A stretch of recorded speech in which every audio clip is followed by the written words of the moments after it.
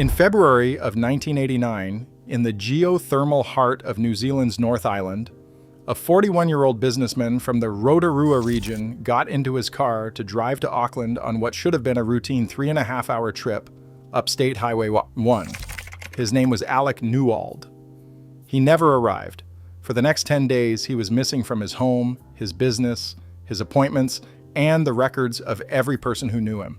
He had not been formally reported as missing. His absence was assumed at first to be a delayed business trip, then a personal matter, then something stranger as the days continued to pass without contact. No accident report was filed, no vehicle was found abandoned, no body was ever recovered, because there was no body to recover. On the 10th day, he was found. Disoriented and exhausted, he was parked in his own car on a stretch of road in a part of the country he could not explain how he had reached. He had no memory of where he had been or how he had gotten there. He returned home. He attempted to resume his life. He told the people who asked that he had simply been away. For several months, that was the story. Anyone who has interviewed him will tell you the same thing. His account has never changed. When the memories of the missing 10 days began to return to Alec Newald in the months that followed his reappearance, and were later structured into a coherent narrative through a series of hypnotic regression sessions conducted by qualified clinicians, the story he produced was one that almost everyone who first heard it dismissed. He claimed he had been taken aboard a craft that did not match any aircraft operating in New Zealand or anywhere else. He claimed he had spent 10 days in the company of beings he would later describe in extraordinary biological and cultural detail. He called those beings Ethereans. He claimed he had returned with information. And he claimed, when he published his account in his 1997 book Coevolution, and in the dozens of subsequent interviews he has given to investigators on 3 continents, that he had brought back specific things, knowledge, predictions, medical traces, that he insisted could be verified and examined, and that would not survive close scrutiny if his story were false. What Alec Newald actually said had happened during those 10 days, what he claims to have brought back with him, and why his case is one of the few modern abduction accounts that has resisted every serious attempt at debunking for over 3 decades.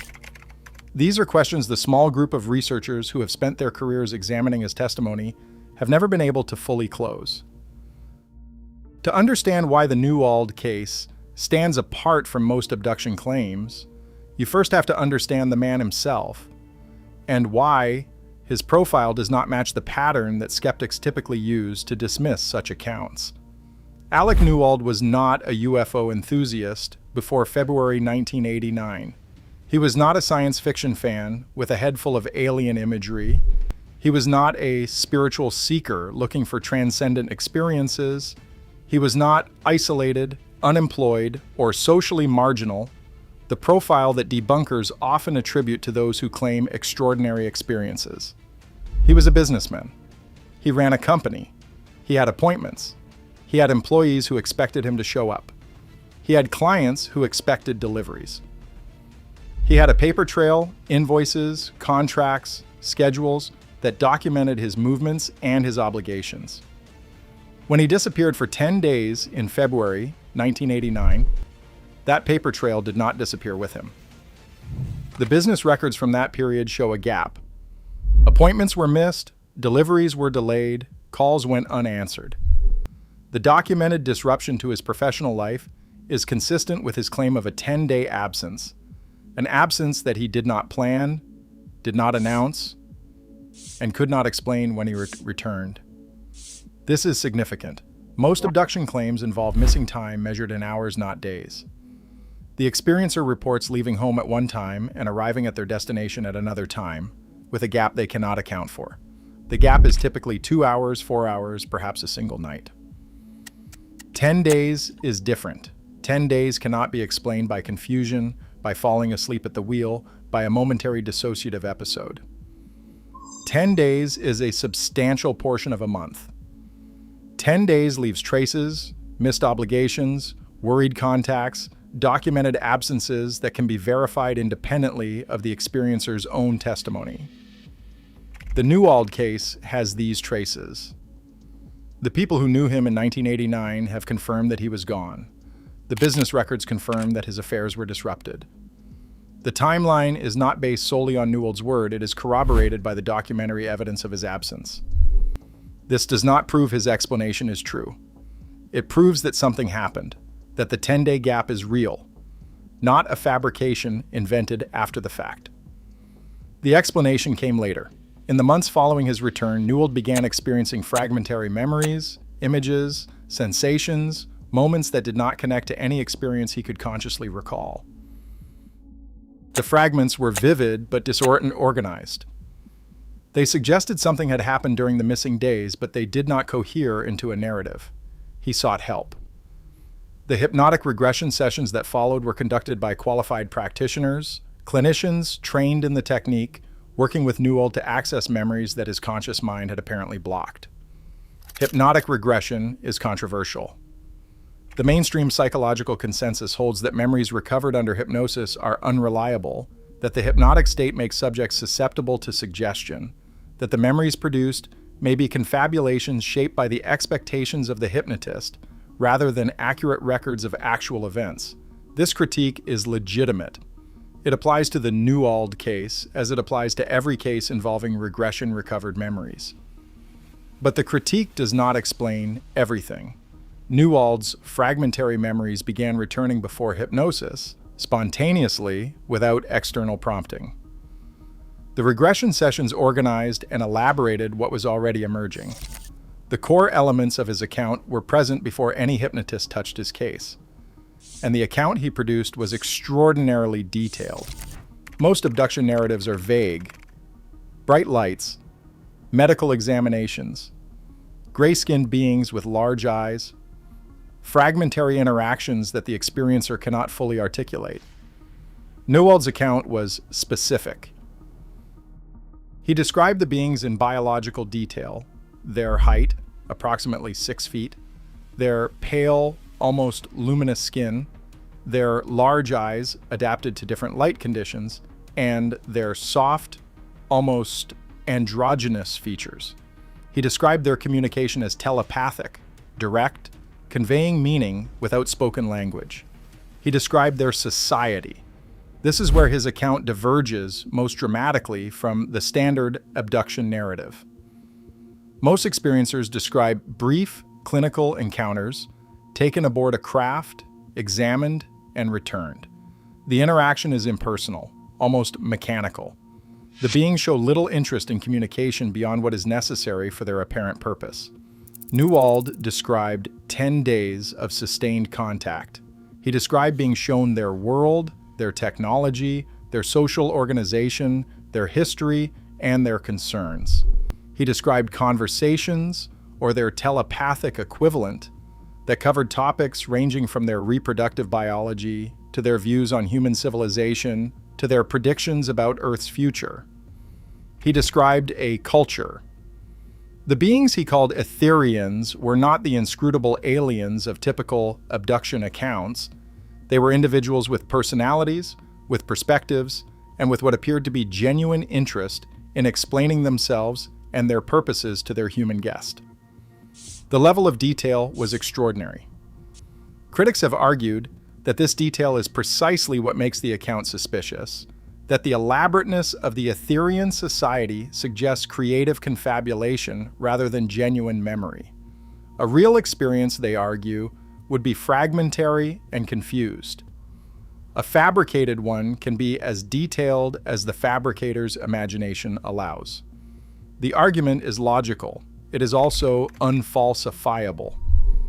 If Newald's account were vague, critics would dismiss it as too vague to be credible. Because his account is detailed, critics dismiss it as too detailed to be credible. The criticism adjusts to reject any evidence, regardless of its character. Newald has addressed this critique directly. He has acknowledged that his account sounds unbelievable. He has acknowledged that the detail works against him in some listeners' minds. He has consistently maintained that he is reporting what he experienced, not what he imagined, and that the detail is present because the experience was sustained, not because he invented it. Predictions are the element that moves the case beyond pure testimony. During his 10 days with the Ethereans, Newald claims he was given information about the future, specific predictions about environmental developments, geopolitical events, and technological trajectories that would unfold on Earth in the decades following his return. He published some of these predictions in his 1997 book.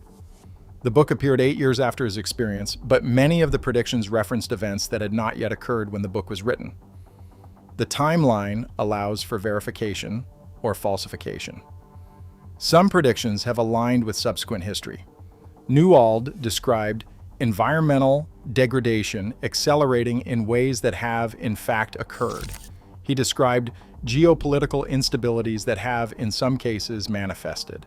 He described technological developments that, in certain areas, have followed the trajectories he outlined. Other predictions have not materialized. The record is mixed, which is exactly what would be expected if the predictions were genuine attempts to describe a complex future, rather than either pure fabrication or perfect prophecy. A fabricator seeking credibility would make vague predictions that could be interpreted to match almost any outcome. Newald's predictions were specific enough to be wrong, and some of them were. This cuts both ways. The failures suggest that either his sources were imperfect, or his memory of their communications was imperfect, or the future itself is not fixed in the way that perfect prediction would require. The successes suggest that something was communicated, that the predictions were not random guesses, but were based on some form of information that proved at least partially accurate. The medical traces are more difficult to evaluate. Newald has claimed that medical examinations following his return revealed anomalies, physiological markers that did not match his pre-abduction baseline, changes that suggested his body had been affected by his experience in measurable ways. The specifics of these claims have been contested. Medical records are private. The examinations were conducted decades ago. The practitioners involved have, in most cases, not spoken publicly about their findings. The verifiability of the medical claims is limited by the same privacy concerns that would apply to any individual's health records. What can be said is that Newald has consistently claimed such evidence exists and has invited investigators to examine it. This is not the behavior of someone hiding a fabrication. A fabricator would avoid specifics that could be checked. A fabricator would keep claims vague, unfalsifiable, safely beyond the reach of verification. Newald has done the opposite. He has provided details, he has named timeframes, he has invited scrutiny, he has appeared at conferences, submitted to interviews, and allowed investigators to examine his case from multiple angles over more than 3 decades. The case has not collapsed. The comparison to Travis Walton is instructive. Walton's 1975 Arizona case is perhaps the most famous abduction account in modern UFO history. He was missing for 5 days after reportedly being struck by a beam of light from a hovering craft witnessed by 6 co-workers. His case was investigated extensively. He passed multiple polygraph examinations. His account has remained consistent for nearly 50 years. Newald's case parallels Walton's in several respects. Both involve multi-day absences, not hours of missing time, but days. Both involve witnesses to the initial disappearance, Walton's co-workers, Newald's business contacts who documented his absence. Both involve consistent testimony maintained over decades. Both involve experiencers who have submitted to repeated examination and who have not been caught in contradictions. Newald's absence was twice as long as Walton's. 10 days in Sanchez compared to 5. In the literature of abduction claims, Newald's case represents the longest sustained missing time account that has withstood serious investigation. The length matters. A 5-day absence is extraordinary. A 10-day absence is almost unprecedented. The longer the claimed experience, the more traces it should leave, and the more opportunities for investigation to uncover inconsistencies or fabrication. Newald's case has been investigated for over 30 years. The inconsistencies have not been found. The New Zealand UFO research community has examined the case extensively. Organizations including the New Zealand UFO Studies Network and the Bay of Plenty UFO Research Group have interviewed Newald, examined his documentary evidence, and tracked his testimony over time. Their conclusions have varied. Some investigators have accepted his account as credible, not proven, but consistent with genuine experience rather than fabrication. Others have remained skeptical. noting the inherent limitations of any claim that relies ultimately on a single witness's testimony. What no investigator has produced is a definitive debunking. No one has demonstrated that Newald was somewhere else during the missing 10 days. No one has produced evidence of a conventional explanation, a mental health crisis, a deliberate disappearance, or a mundane absence that he later reframed as something extraordinary. The absence of debunking is not proof of truth. But 35 years is a long time for a fabrication to survive scrutiny. If the story were invented, the invention should have left traces, inconsistencies in the timeline, contradictions in the details, evidence of the source material from which the narrative was constructed. Those traces have not been found. The skeptical critiques of the Newald case fall into three categories. The first is the unreliability of regression recovered memories. This critique is valid.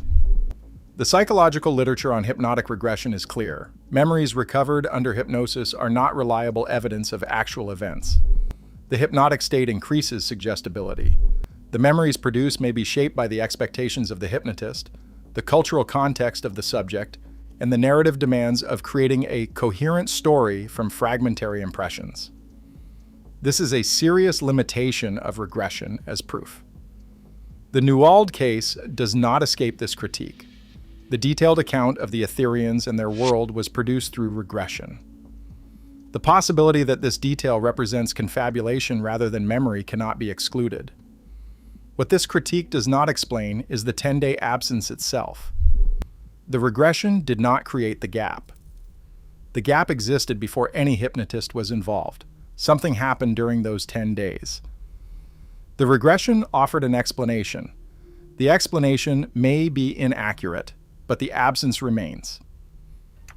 The second critique is the absence of physical evidence. Newald claims he returned with information. He claims medical traces. He does not claim to have returned with an artifact, a device, a material, or a sample of technology that could be examined in a laboratory and confirmed as non-terrestrial. This is significant. Physical evidence would transform the case from testimony to proof. The absence of physical evidence leaves the case in the category of claims that cannot be definitively verified. But the demand for physical evidence cuts both ways. If Newald were fabricating, he could easily have produced fake evidence, an unusual object, a strange material, something that would add apparent weight to his claims even if it were ultimately explicable.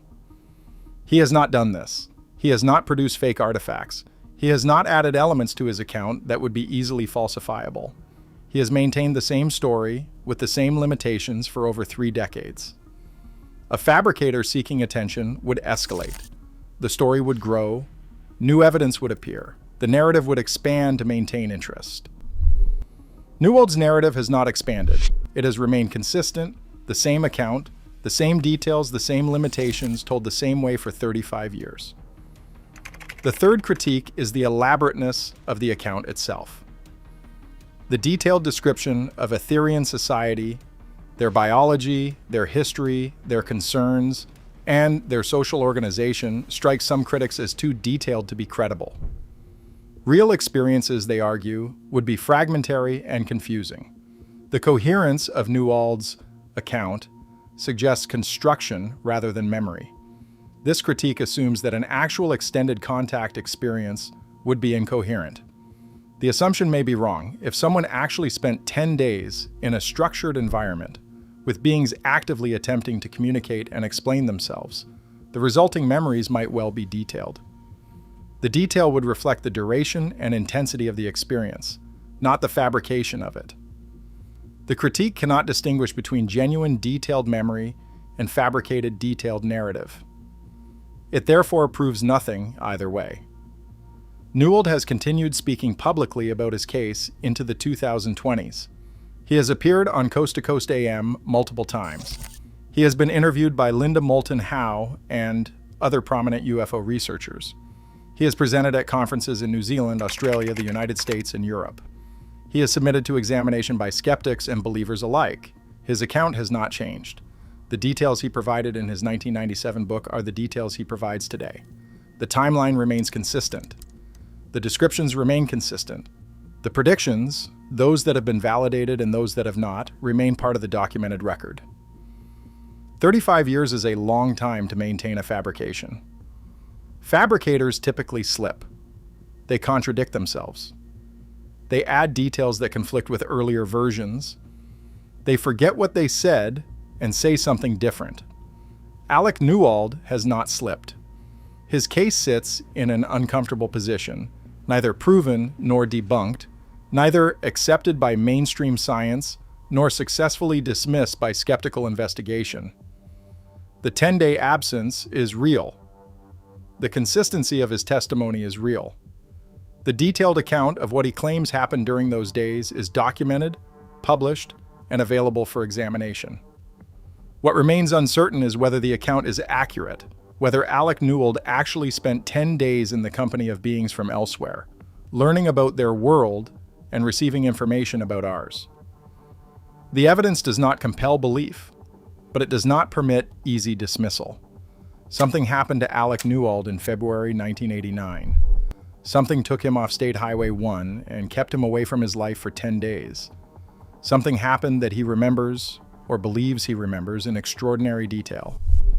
The story he has told about those 10 days has survived 3.5 decades of scrutiny. It has not been proven true. It has not been proven false. It sits in the space between, challenging anyone who encounters it to explain what they cannot easily explain away. The man himself remains consistent. The account remains unchanged. The 10 days remain unaccounted for by any conventional explanation. And the questions that his case raises about what happened on that road, about what he encountered during his absence, about what he brought back with him when he returned remain open, not answered, not dismissed. Simply open, waiting, like the case itself, for an explanation that fits all the evidence. Alec Newald said he was abducted. He said he spent 10 days with beings not of this earth. He said he brought back proof.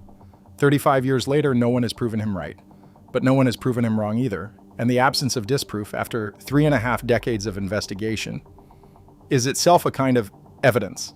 Evidence that whatever happened on that February day in 1989, it was not simple, it was not ordinary, and it was not something that conventional explanations can easily contain. The case remains open, the man remains consistent, the questions remain unanswered. And the 10 days that Alec Newald lost on the road to Auckland remain, after all this time, exactly what they were when he first reported them, a mystery that no one has been able to solve.